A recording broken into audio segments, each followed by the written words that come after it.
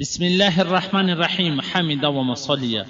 محترمینو، یو محترم ورور دا پوښتنه کړې ده چې یو نه څوک اودس کوي، د اودس یعنې لاسونو مخ ته یې پرېولي، د اودسه په مابینځ کې اودس مات سي یا یو ځای وینې وکړي یا داسې باد پرې سي، نو په داسې صورت کې به اودس برته د سره شروع کوي او که به هغه اودس مکمله کوي. شارکوونکې اداره عبرتناکه کیسې او حادثونه.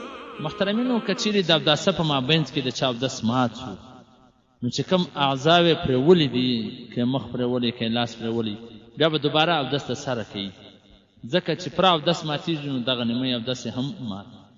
په حواله سره ده فتاوی کاملیه صفحه نمبر 10، دغه رنګه فتاوی علمگیری جلد نمبر اول صفحه نمبر 26، فتاوی دارالعلوم دیوبند جلد نمبر اول صفحه نمبر 113، او دغه رنګه احلبی کبیر صفحه نمبر 15، الاشباح والنظائر جلد نمبر 2 صفحه نمبر 6، مراکل الفلاح صفحه نمبر 121.